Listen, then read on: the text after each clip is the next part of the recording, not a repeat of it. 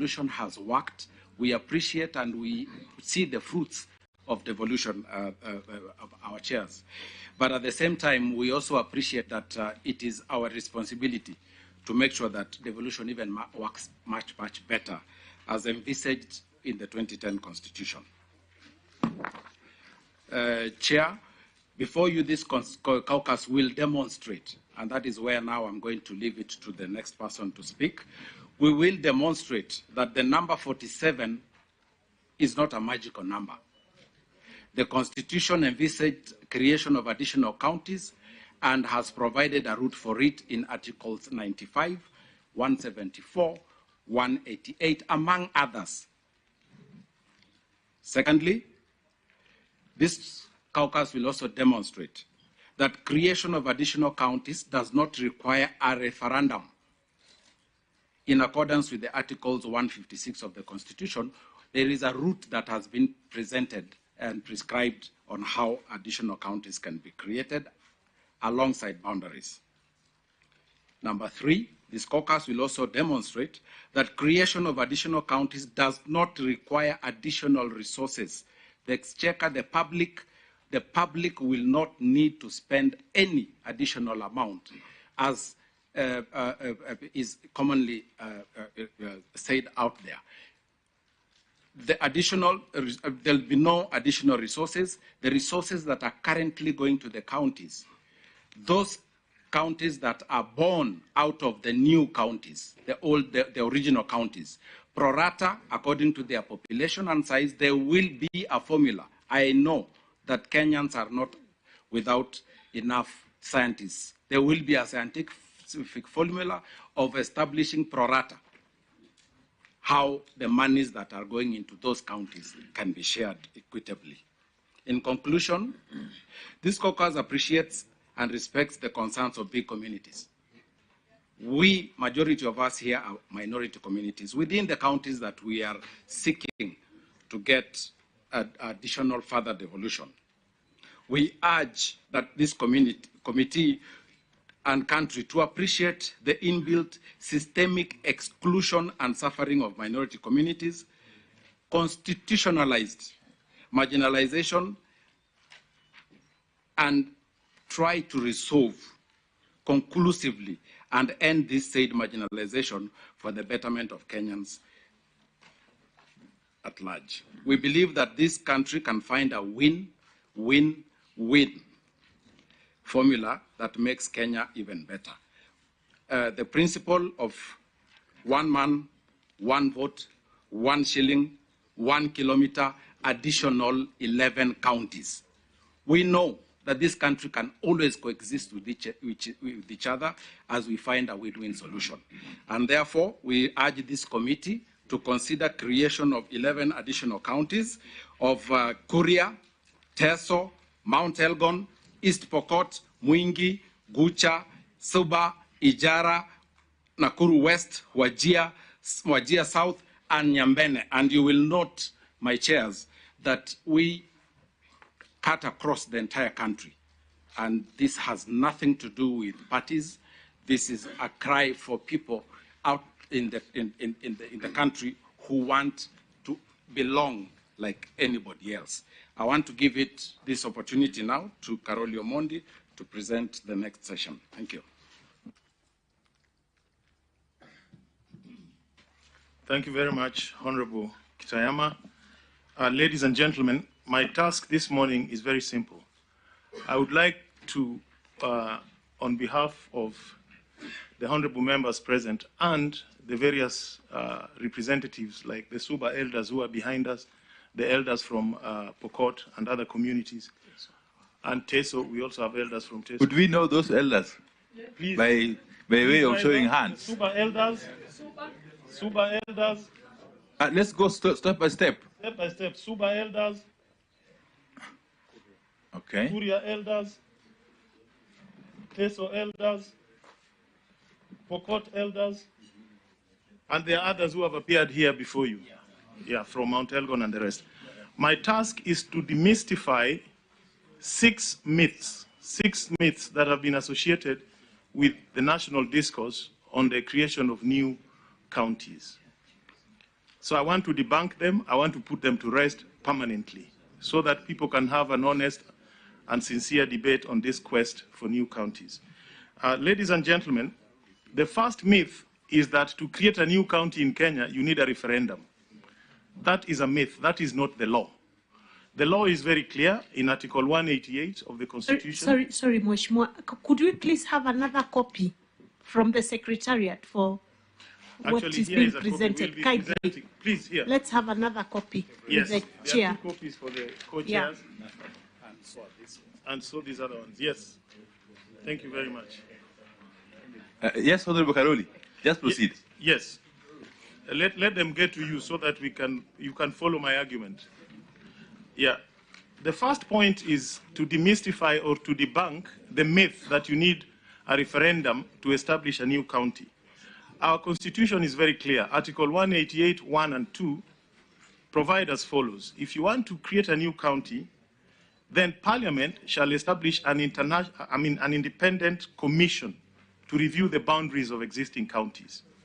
Once that process is over, the next step is that review is then presented as a parliamentary initiative under Article 256(1), 2, 3, 4 of the Constitution by way of a bill amending the first schedule by introducing a new county.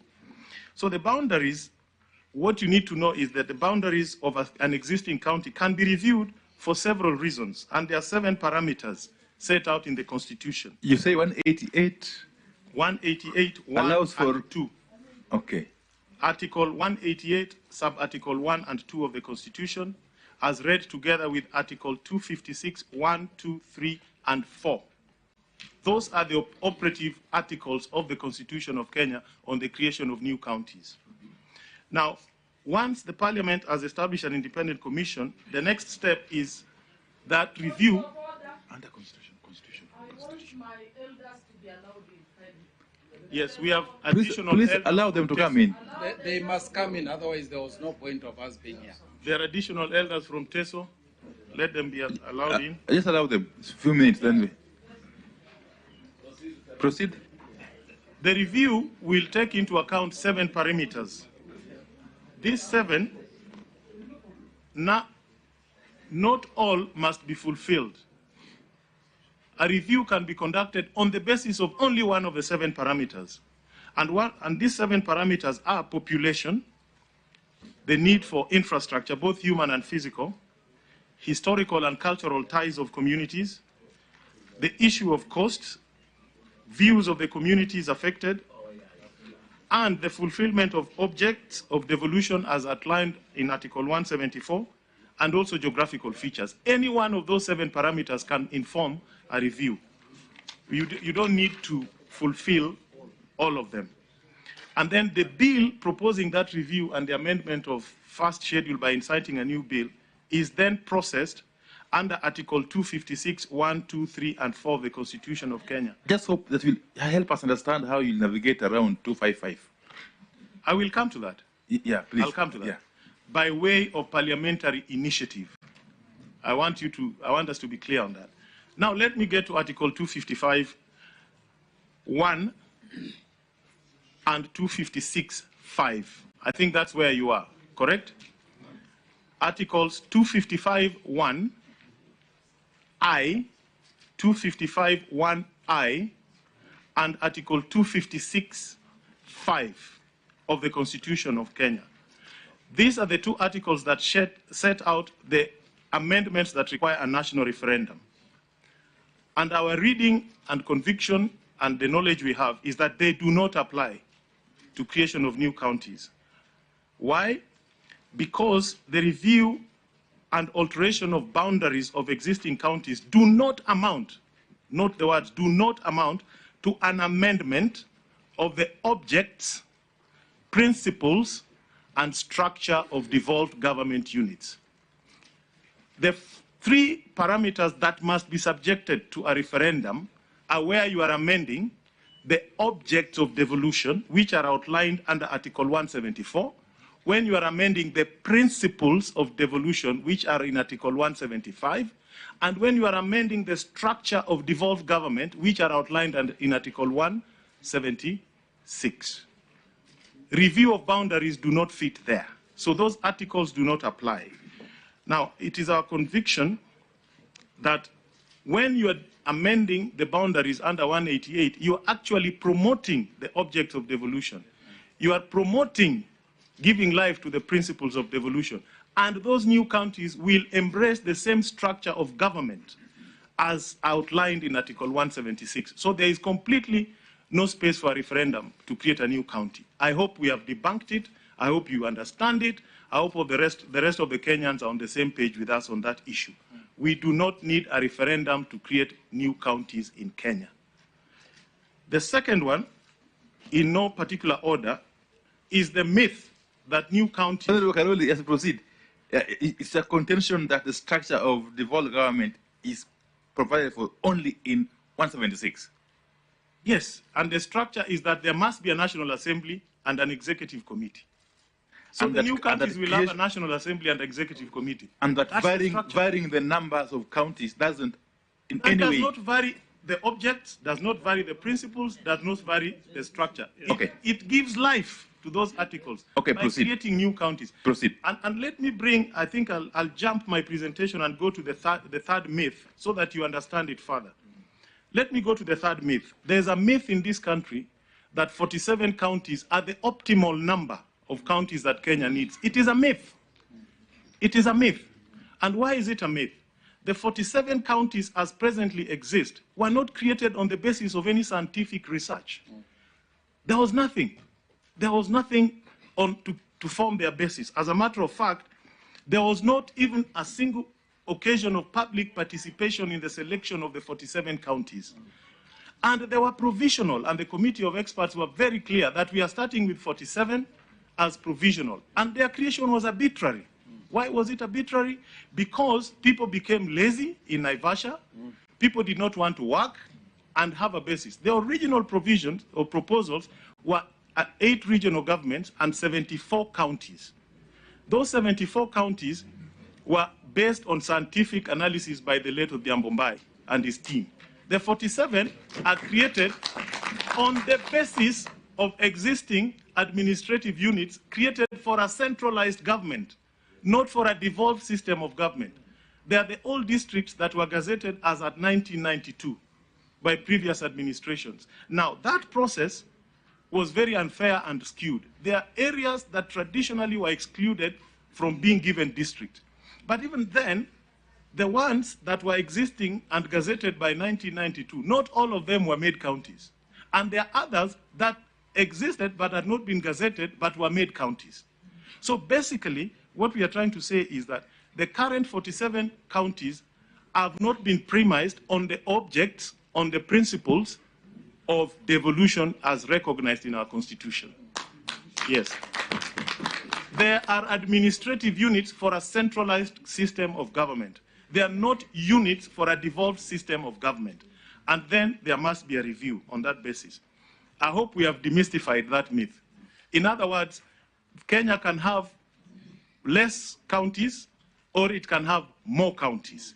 But for purposes of equity, because the parameters that have been used to create the 47 have been used to deny other people who are deserving, it is only in the interest of equity, fair and justice that the counties that share the same parameters as the ones that currently exist be given the same opportunity. And I can give you examples. Through the chair. Yes.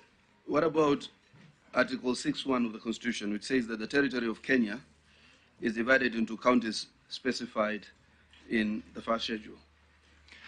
That is why I'm saying it can be amended. So boundaries vis-a-vis, readjusting the boundaries vis-a-vis creating more counties could be two distinct things. Creating new counties has nothing to do with boundary of Kenya, because they are within the boundaries of Kenya. In fact, there's a Latin principle, e pluribus unum, out of many, one.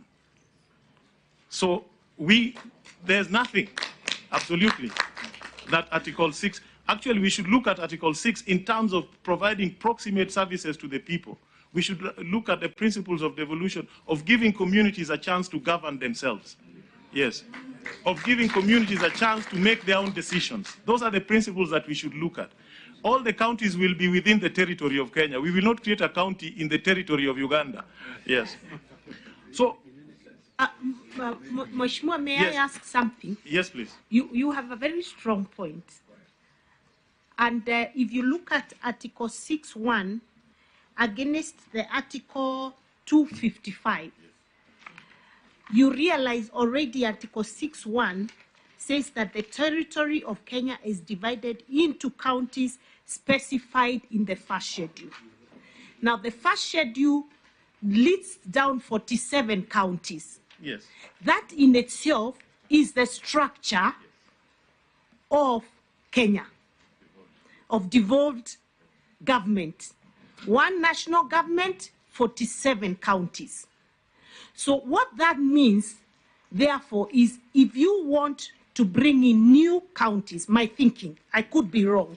And for your information, I'm extremely sympathetic to what you're doing because it affects my people, the Tesos, okay?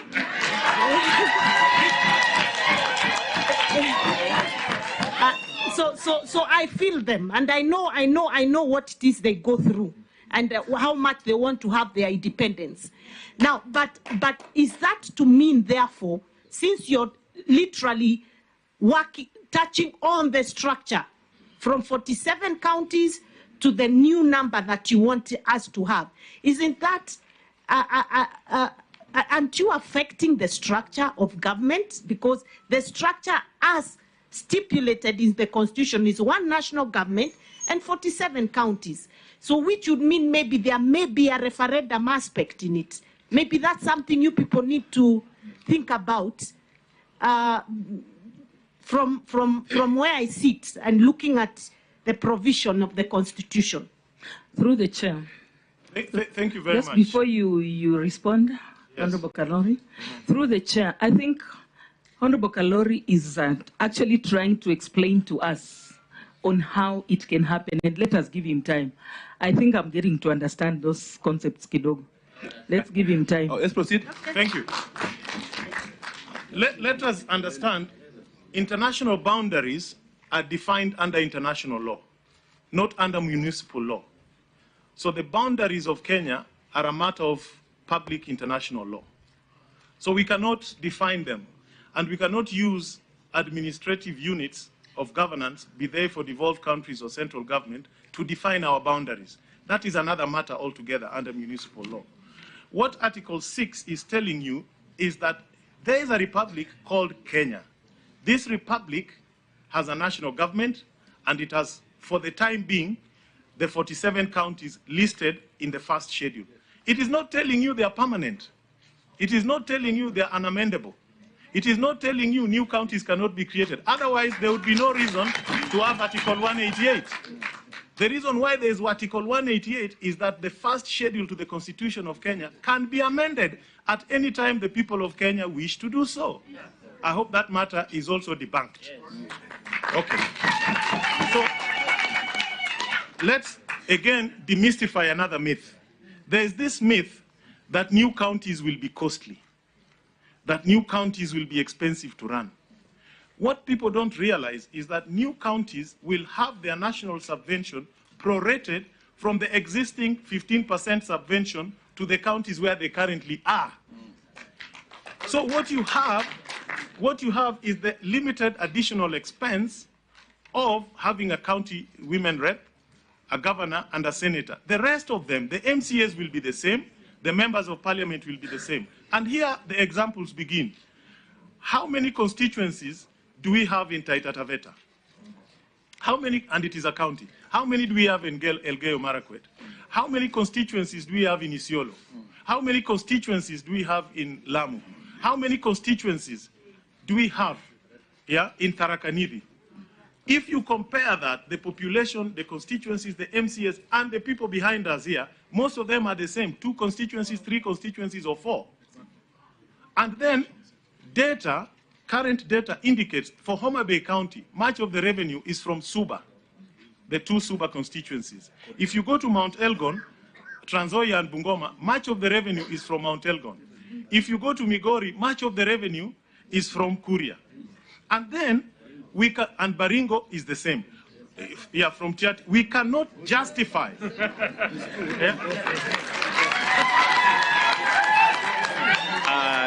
Karoli, Yes. Karoli. And we need to understand this.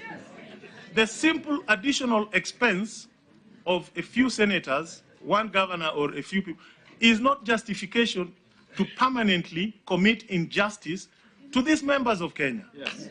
You cannot justify it that way. Because there are already counties that on their own source of revenue are not sustained. Actually, 85% of the current counties in Kenya on their own source revenue cannot sustain themselves. So if we are already supporting the others, we cannot deny these other guys. Yes, either we apply the same rules to everybody or we don't. So the issue of cost does not arise. It will be the same 15% being prorated between the old and the new counties. I hope that is debunked. There is another myth that when we create new counties, we will promote ethnic balkanization. And as I said, there's a Latin maxim, e pluribus unum. Out of many, one. Our constitution recognizes our diversity. It pronounces itself very elaborately. It encourages communities to manage their own affairs, require provisions of proximate and easily accessible public services, and promote decentralization. There is no ethnic angle to this quest. We just want fairness, justice, and an end to discrimination. Exactly. Yes, that is all we want. Karoli, sorry. There are two other additional minor myths. One, that we are promoting this so that each one of us here could go back and become governors. I just throw it back to you. This process you are stewarding here is creating certain public offices. I do not want to accuse any of you for being here to create a position that you will occupy later. I don't think that is the case. If it doesn't apply to you, it should not apply to us. Yes? Yes? Are we together? And then there's the other one, that the new counties will promote corruption. You hear that myth. Yeah? If that is the case, then we should do away with all the counties. We should even do away with the national government. We should even do away with the police service because they are ranked as the most corrupt. But we've never said we are going to stop having the country Kenya or a national government because of corruption. The challenge there is how to address cases of corruption. It is not how to commit injustice on people because others have been committing corruption. No, that does not apply. So finally, honorable members, we therefore wish to request this committee to include in its report to the National Assembly a recommendation for the establishment of an independent commission by Parliament under Article 188 of the Constitution of Kenya to review and alter the boundaries of the affected counties by creating the new counties of Kuria, Suba, Teso, Mount Elgon, Ijara, Mwingi, Nakuru West, East Pokot, Wajir South, and Gucha. Thank you very much. Before you conclude, Honorable Karoli, yes. Before you conclude, yes. And you can see our sympathies for your case. Yes. But then, could you simply just comment on the matter of jurisdiction, insofar as this committee is concerned, vis-a-vis the issue you are canvassing? And could I also request, I see on page 15, you've mentioned 10 counties, page 15 of your document. You've mentioned 10 counties, yet you're talking about 11. Yes. But you've named 10. Which is the 11th? Nyambene. Oh, Nyambene in Meru. Yes. And let me just clarify that point, Honorable Chair. The first 10, the process of initiating this review is by way of collecting a minimum of 60 signatures. 50 signatures. Now, all the 10, except Nyambene, we have already collected those signatures. We have already initiated that process in Parliament. Said. Yes. Well and we have a proposed bill to that effect. So each of the counties already has the support of not less than 50 members. Okay. Now, for Nyambene, they are still in that process. Yeah. Honorable Chariot is coming in with a question, Honorable Karoli. But let me answer you first, Chair. No, just note down. Just note down, please. Okay. As Honorable Chariot comes in, please also comment on the the county boundaries bill, which is currently pending before the Senate, it might address the issue of the independent commission you are alluding to. Just note down. Okay. County boundaries bill. Senator Chariot. Thank you, Chair, and thank you to the members that have found time to come and present before us. I am sympathetic to your cause as well, and I appreciate what you're speaking to.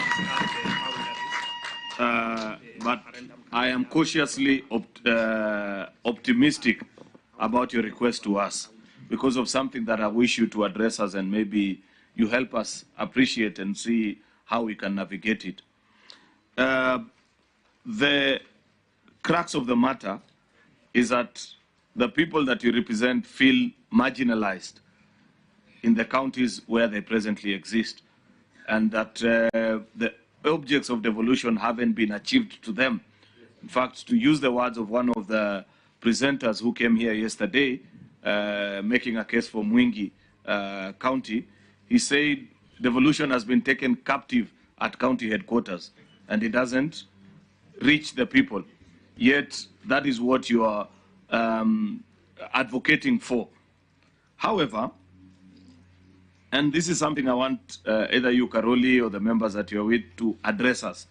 You have given us one way that this can be solved. Create for us additional counties where we can self-govern and our people can enjoy devolution like the rest of the country. I just want to ask, is there the slightest of chance that there is another way we can achieve your objectives without necessarily creating additional counties? Why do I ask so? I ask so because seated where you are, yesterday was Council of Governors. And we took them to task because as it is today, 47 out of 47, 100% of our counties are spending in excess of 80% of the devolved funds on recurrent. Only 20% is going to development. Therefore, there is a risk that even as you create further counties, you may not necessarily achieve the purpose of your intention, because basically what you're doing, you're creating another line of 80% recurrent expenditure. So is there a way, Mheshimiwa Karoli and your team, that what you're pleading can be achieved without necessarily having to create extra counties? Just a question that I'd wish you to address. And why do I say so? My last point is because, and I want to use Trans Nzoia as an example. Last week, we listened to elders from Mount Elgon